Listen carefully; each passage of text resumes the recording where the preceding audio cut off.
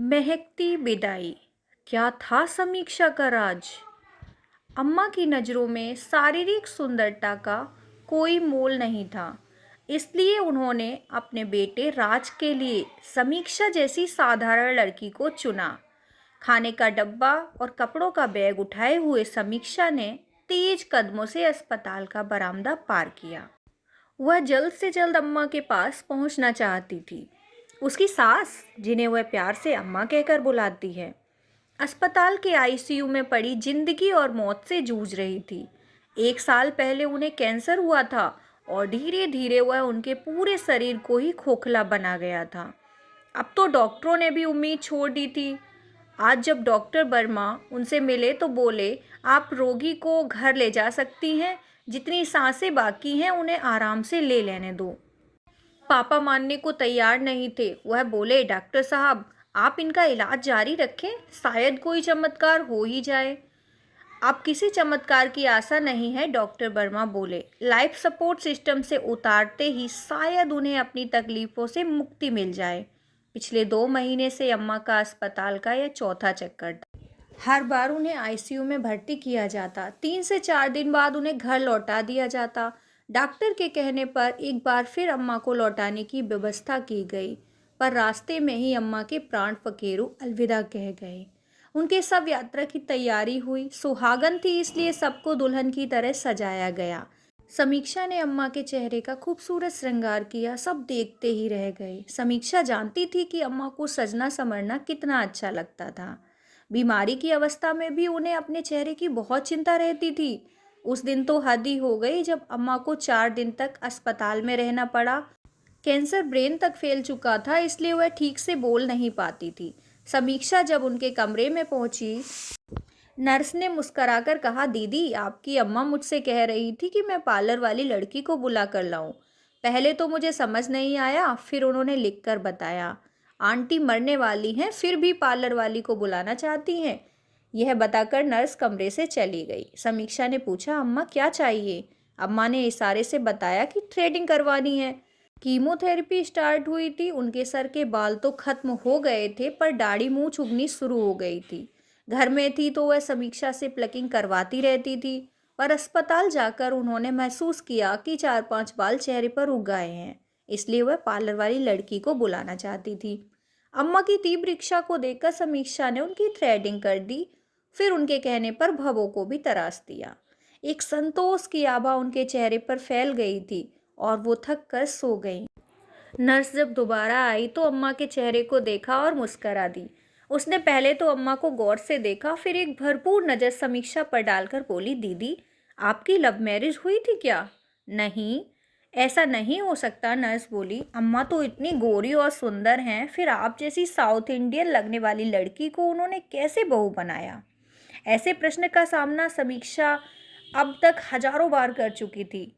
सास बहू की जोड़ी को एक साथ जिस किसी ने भी देखा, ये प्रश्न किया कि क्या उसका प्रेम विवाह था, पर उनके आश्चर्य का तब ठिकाना नहीं रहा जब दूसरे दिन फोन पर अम्मा ने समीक्षा के लिए हाँ कह दी थी। अम्मा कुंडली के मिलान पर भरोसा रखती थी और परिवार के ज्योतिषी ने अम्मा को इतना भरोसा दिला दिया कि समीक्षा के साथ राज की कुंडली मिल रही है। लड़की परिवार के लिए शुभ है।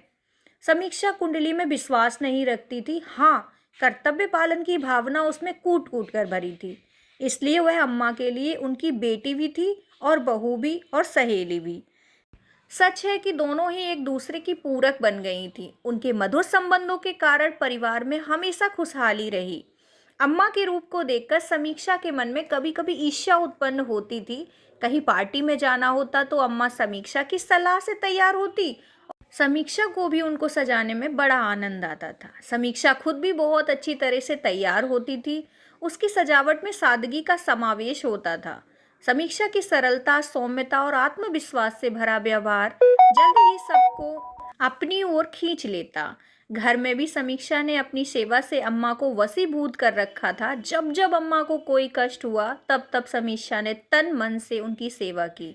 10 साल पहले जब अम्मा का पाँव टूट गया था और वह घर में कैदी बन गई थी, ऐसे में समीक्षा 3 सप्ताह तक जैसे अम्मा की परछाई ही बन गई थी।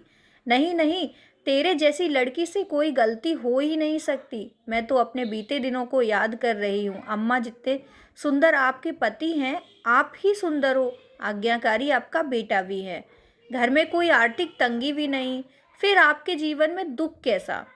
समीक्षा, दूर के ढोल सुहाने लगते हैं, यह कहावत तो तुमने सुनी होगी। मेरी ओर देखकर सभी सोचते हैं कि मैं सुखी औरत हूँ। मेरे पास सब कुछ है, शोहरत है, पैसा है और एक भरा पूरा परिवार भी है। अम्मा, साफ साफ बताओ ना, क्या बात है? आज तेरे सामने ही मैंने अपना दिल खोला है। इस राज को राज ही बना रहने दो। हाँ अम्मा, आप बताओ। यह राज मेरे दिल में दफन हो जाएगा। जानना चाहती है तो सुन। राज के पापा की बहुत सारी महिला दोस्त हैं, जिन पर वेतन और धन दोनों ही न्योछावर रहते हैं। आप जैसी सुंदर पत्नी होते हुए भी? समीक्षा हैरानी से बोली। हाँ, मेरा रूप भी उस आवारा इंसान को बांध नहीं पाया। यही मेरी तकदीर है। आपको कैसे पता लगा? खुद उन्होंने बताया। शादी के 2 साल बाद जब एक रात बहुत देर से घर लौटे तो पूछने पर बोले, राज की माँ, औरतें मेरी कमजोरी हैं, पर तुम्हें कभी कोई कमी नहीं आएगी। लड़ने झगड़ने या धमकियाँ देने के बदले यदि तुम इस सच को स्वीकार कर लोगी तो इसी में हम दोनों की भलाई है। और जल्दी ही यह सच्चाई मुझे समझ आ गई। मैंने अपने इस दुख को कभी दुनिया के सामने जाहिर नहीं किया। आज पहली बार तुमको बता रही हूँ। मैं उसी दिन समझ गई थी कि शारीरिक सुंदरता महत्वपूर्ण नहीं होती। इसलिए जब तुम्हें देखा तो न जाने तुम्हारे साधारण रंग रूप ने मुझे इतना प्रभावित किया कि मैं तुम्हें बहू बनाकर घर ले आई। राज भी इस सच को शायद जानता है, इसीलिए उसने भी तुम्हें स्वीकार कर लिया। यह बेहद अच्छी बात है कि बाप की कोई बुरी आदत उसमें नहीं है। अम्मा की आप बीती सुनकर समीक्षा को इस घर की बहू बनने का रहस्य समझ आ गया। राज अपनी माँ के भावात्मक रूप से इतना अधिक जुड़ा हुआ था कि उसकी माँ की पसंद ही उसकी पसंद थी। अरे तू क्यों रो रही है पगली? इन्हीं विसंगतियों का नाम तो जीवन है। हर इंसान पूर्ण सुखी नहीं है। परिस्थितियों को जानकर उन्हें मान लेना ही जीवन है। अम्मा, आपने यह सब क्यों बर्दाश्त किया? छोड़कर चली जाती। सच जानने के बाद मैंने अपने जीवन को आपके हाथों में ले लिया था। अपने दुखों के ऊपर रोते रहने के बदले मैंने अपने सुखों में हंसना सीख लिया। मैंने अपना ध्यान अपनी कला में लगा दिया। कला का शौक मुझे बचपन से था। मैंने अपने चित्रों को प्रदर्शनियां लगानी शुरू कर दी। जरूरतमंद कलाकारों को प्रोत्साहन देना शुरू कर दिया। कला और सेवा ने मेरे जीवन को बदल दिया। सच अम्मा, आपने सही कदम उठाया। मुझे आप पर गर्व है। मुझे स्वयं पर भी गर्व है कि एक आदमी के पीछे मैंने अपना जीवन नर्क नहीं बनाया। अम्मा बोली, ऐसी बात नहीं थी कि वह मुझसे प्यार नहीं करते थे। जब एक बार मुझे टाइफाइड और मलेरिया एक साथ हुआ तो मेरे पास ही रहे। जैसे आज तुम मेरी सेवा कर रही हो, वैसे 21 दिन तक उन्होंने दिन रात मेरी सेवा की। अब जब से अम्मा को कैंसर हुआ था तब से पापा ही दिन रात अम्मा की सेवा में लगे थे। आज उनकी मृत्यु पर वे सबसे ज्यादा रो रहे थे। उनके आंसू थमने का नाम नहीं ले रहे थे। मुझसे बोले, तुमने अपनी माँ को सजा तो दिया, पर एक बात भूल गई हो, उनको परफ्यूम लगाना। वो बिना परफ्यूम लगाए बाहर नहीं जाती। आज तो लंबी यात्रा पर जा रही हैं। उनके लिए एक बढ़िया परफ्यूम लाओ और उन पर छिड़क दो। मेरे लिए उनकी यही पहचान थी। जब भी किसी बढ़िया परफ्यूम की खुशबू आती तो मैं बिना देखे ही समझ जाता कि मेरी पत्नी यहाँ से गुजरी है। आज भी जब वह जाए तो बढ़िया परफ्यूम की खुशबू मुझ तक पहुँचे। मैं इसी महक के सहारे बाकी के बचे दिन निकाल लूँगा। इतना कहकर पापा फफक कर रोने लगे। समीक्षा ने परफ्यूम की सारी शीशी अम्मा के सब पर छिड़क दी और 4 लोग उनकी अर्थी को उठाकर अंतिम मुकाम की ओर बढ़ चले।